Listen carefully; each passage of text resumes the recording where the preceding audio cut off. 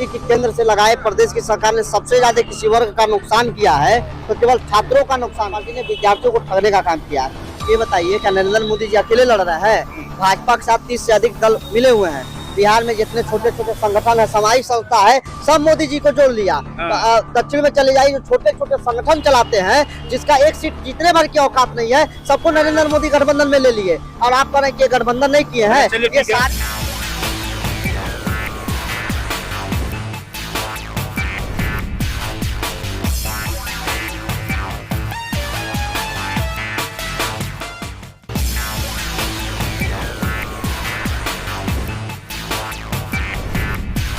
नमस्कार, Bharat Kesari news channel में हमारे सभी दर्शकों का स्वागत है। मैं शाहिद खान इस वक्त गोरखपुर में हूं और यूनिवर्सिटी के ठीक सामने हूं, जहां पर छात्र सभा के कुछ हमारे नेता हैं जो विभिन्न पार्टियों से हैं। गोरखपुर के अंदर इस वक्त जिस तरीके से लोकसभा चुनाव को लेकर सरगर्मियां बढ़ गई है, वैसे पूरे भारतवर्ष में अधिसूचना जारी होने के बाद सभी राजनीतिक खेमों में काफी गर्मियां हैं और उन लोगों के जो कार्यकर्ता है वो भी काफी उत्साहित है। हमारे साथ में समाजवादी पार्टी एसटी प्रकोष्ठ के जो है प्रदेश अध्यक्ष हैं, उपाध्यक्ष हैं, और हम उनसे ये जानेंगे कि इस बार लोकसभा चुनाव में युवाओं का क्या रोल है और जब जब युवाओं ने कोई किसी चीज का हट कर लिया है तो एक इतिहास बना है। लोकसभा गोरखपुर मुख्यमंत्री योगी आदित्यनाथ अज्ञा जनपद और कभी गोरखपुर लोकसभा सदर सीट मुख्यमंत्री योगी आदित्यनाथ कभी इस पर आसीन थे और फिर उनके बाद गोरखपुर से सदर सांसद रवि किशन इस वक्त यहाँ के लोकसभा के सांसद हैं।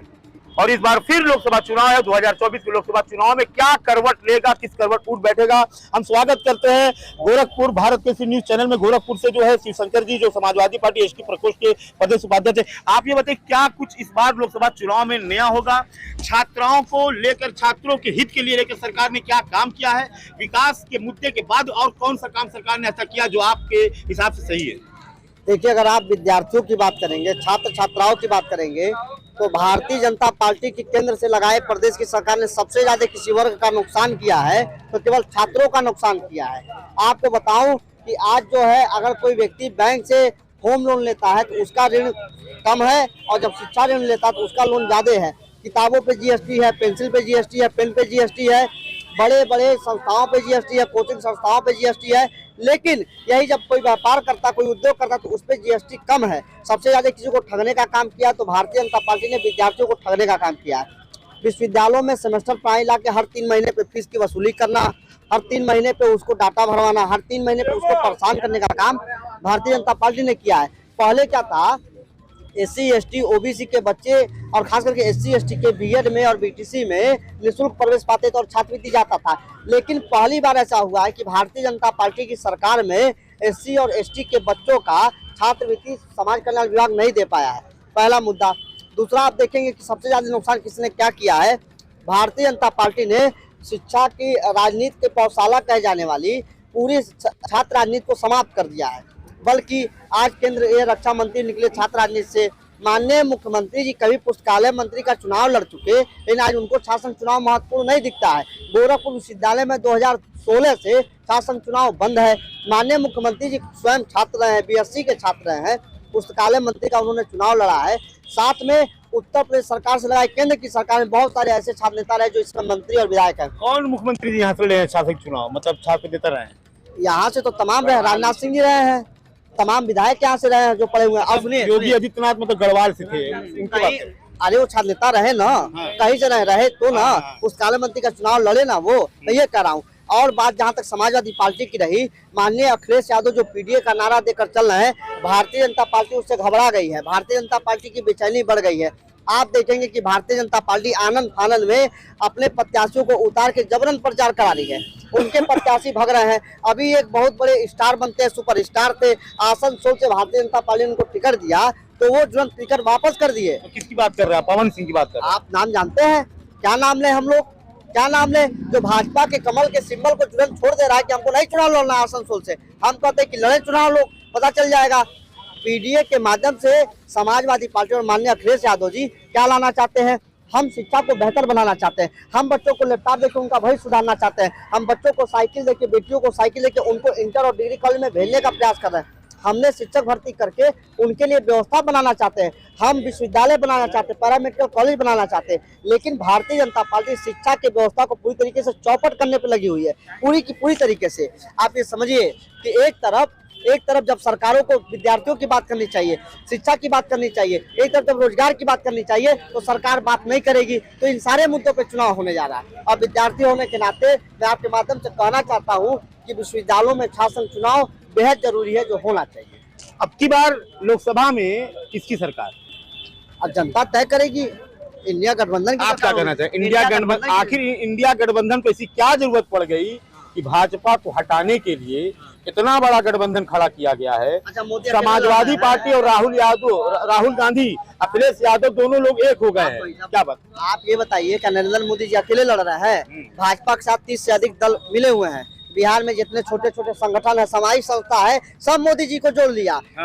दक्षिण में चले जाइए, जो छोटे छोटे संगठन चलाते हैं, जिसका एक सीट जीतने भर की औकात नहीं है, सबको नरेंद्र मोदी गठबंधन में ले लिए। और आप कह रहे हैं कि गठबंधन नहीं किए हैं, ये सारे चुटके मिल बात सही। अब हमारे साथ एक साथी, मुझसे पूछ लें कि अखिल भारतीय विद्यार्थी परिषद के आप एक वरिष्ठ नेता हैं, हम आपसे एक चीज जानना चाहेंगे कि भाजपा जो इस वक्त केंद्र में सरकार है, उत्तर प्रदेश में भी जो है योगी आदित्यनाथ की सरकार है, डबल इंजन की सरकार है, कितना विकास के बाद कितना जो है रोजगार जो है इन सरकारों ने युवाओं को दिया है। गोरखपुर विश्वविद्यालय में काफी समय से यहाँ पे छात्र चुनाव नहीं हो रहा है। यहाँ पर विश्वविद्यालय के अंदर यहाँ से बड़े बड़े राजनेता भी निकले हैं। क्या कहना चाहेंगे आप? राजनाथ सिंह भी शायद यहीं से जो है पढ़े हैं और इस वक्त देश के रक्षा मंत्री हैं। क्या कहना चाहेंगे छात्र हित को लेकर के? क्या सरकार ने, क्या भाजपा ने अभी तक कितनी शिक्षा से लेकर के, उन्होंने शिक्षा को लेकर के या नौकरियों को लेकर क्या कुछ किया सरकार ने? जी, निश्चित रूप से आपका प्रश्न था कि यहाँ से बहुत सारे राजनेता निकले हैं।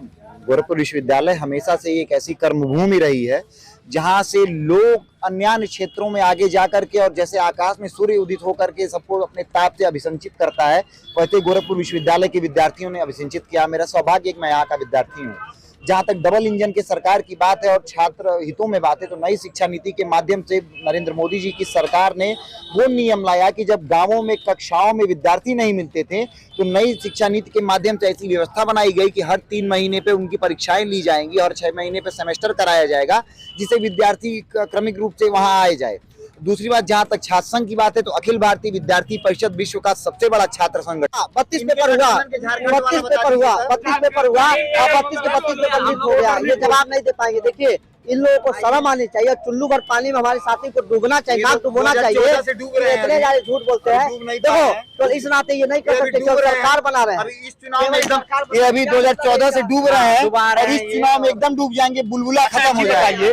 आपके भी ऐसे बहुत से साथी रहे होंगे जो परीक्षा भी पिछले हफ्ते या जो पिछले महीने स्थगित हो गई, पेपर लीक हो गया, मुन्ना भाई पकड़े गए, क्या किया ऐसा क्यों है? क्या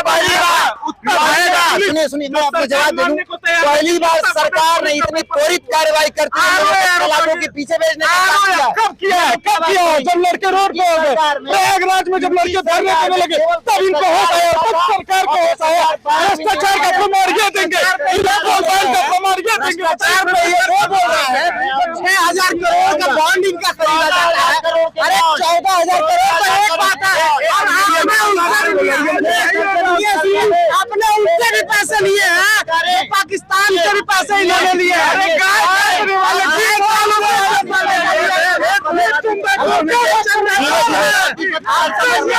आप पक्षपाती कर रहे हैं। 303 सांसदों और 1.5 दर्जन प्रदेशों में सरकार के बाद 6 करोड़ रुपया आता, 6,000 करोड़ आता है। इनके पास 243 सांसदों के साथ 14,000 करोड़ आ रहा है, तो भ्रष्टाचारी कौन हुआ? आप बताइए।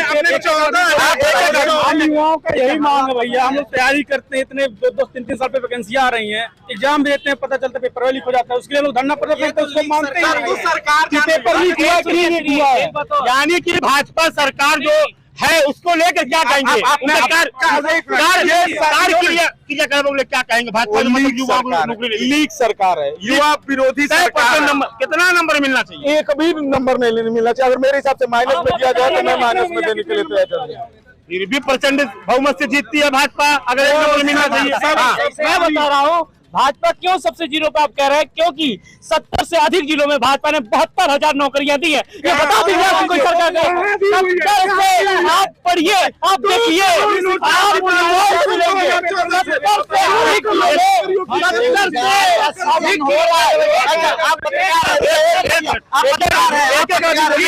आप पत्रकार है ना, न्यूज चैनल पे विश्वास करते हैं, समाचार पत्रों पे आप खोलिए, आप देखेंगे तमाम सारी सरकारी से लेकर प्राइवेटों के इश्तेहार आपको दिखेंगे। मैं अपना जवाब दे दूं, आप मार कर रहे हैं, आप जवाब दे दूं।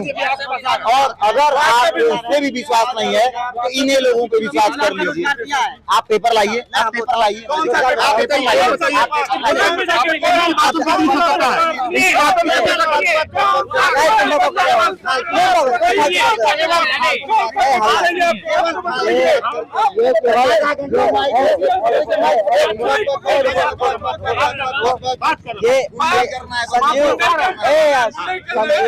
ये विद्यार्थी परिषद के साथी स्पष्ट रूप से बताया। मैं बहुत शालीनता से पूछता हूँ किस विभाग में कितनी वैकेंसियां, कितने जिलों में कितने रोजगार दिए, मैं शांति से पूछ रहा हूँ। ये संख्या बतावे। माननीय मोदी जी कहते थे बहुत हुआ महंगाई की बार, अब की बार मोदी सरकार, ये 14 का नारा था।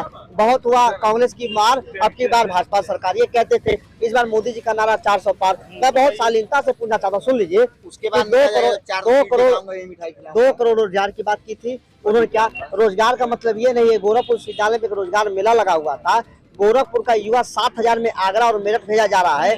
आप इस महंगाई के समय देख लीजिए कि आगरा और मेरठ या अन्य जिलों में कमरे का किराया 4,000 रुपए है, 2,000 रुपया उसका महीने का खर्च है, 1,000 रुपया उसका जेब खर्च हो गया, 7,000 निकल गया। तो अपने बच्चों, अपने परिवार को क्या देगा? रोजगार मेला लगा के फर्जी रूप से भारतीय जनता पार्टी ने किया। और माननीय मुख्यमंत्री जी ने कहा था, माननीय मुख्यमंत्री ने एक बयान दिया था कि उत्तर प्रदेश में ना मच्छर मिलेंगे ना माफिया, और मच्छर भी पाए जा रहे हैं और पेपर लीक करने वाले माफिया भी पाए जा रहे हैं। ऐसा तो नहीं है, महाराज जी जो है, योगी जी जो है बुलडोजर चलवा दे रहे हैं। सबसे पहला काम हो रहा है, नौकरी मिले ना मिले लेकिन बुलडोजर चला। अच्छा ठीक है, नौकरी मिले ना मिले लेकिन बुलडोजर पहले चल रहा है।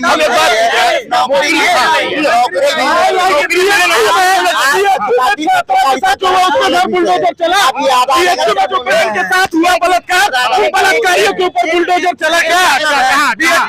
बलात्कारी घूम रहे हैं। 3 दिन भाजपा IT सेल के जो पदाधिकारी थे उनके घर बुलडोजर चला क्या? नौकरी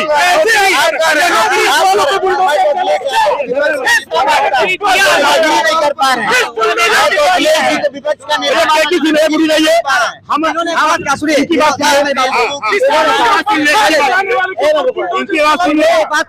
बस ये जो कहा कि अखिलेश यादव के घर बुलडोजर चलेगा है भाजपा के अंदर। अगर भारतीय जनता पार्टी के नेताओं सीने में दम है, ठीक है ना, उनकी पार्टी गुंडा पार्टी कहती है भाजपा ना, कहती नहीं कहती? वो सरगना है, कहती है, अन्य दल कहते हैं। देखिए वो तो कोर्ट डिसाइड करेगा, मैं तो डिसाइड नहीं करूंगा। तो कोर्ट डिसाइड करेगा, मैं डिसाइड तो करूंगा नहीं। और अखिलेश यादव जी को तो मैं विपक्ष का नेता समझ रहा था, लेकिन वो तो ट्विटर, फेसबुक, इंस्टाग्राम चलाने में व्यस्त है। सोच लीजिए, करने वाले अखिलेश यादव पे आवाज उठाने वाले अखिलेश यादव का इतिहास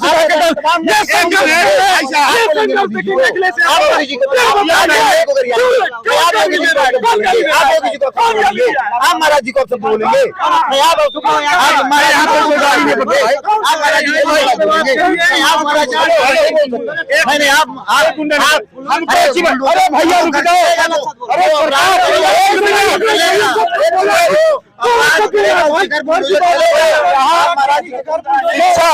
शिक्षा की बात हो रही थी, लेकिन डिबेट के दौरान ये लोग आपस में लड़ दे रहे हैं। हमने शिक्षा की बात की थी, हमने नौकरियों की बात की थी, लेकिन इन लोगों में आपस में जो है फिर खुद हो रहा मतभेद। कहीं ना कहीं देखा जाए, शिक्षा पर कोई बात करने के लिए तैयार नहीं है, नौकरी पर बात करने के लिए तैयार नहीं है। चुनाव इस वक्त करीब है और सबसे आखिरी चरण में उनको गोरखपुर में लोकसभा का वोट पड़ेगा। कहीं ना कहीं देखा जाए माहौल क्या है, कौन बनेगा प्रधानमंत्री, किस मुद्दे पे बनेगी सरकार, हम भी दिखा रहेंगे। गोरखपुर भारत के न्यूज चैनल के लिए मैं गोरखपुर से शाहिद खान।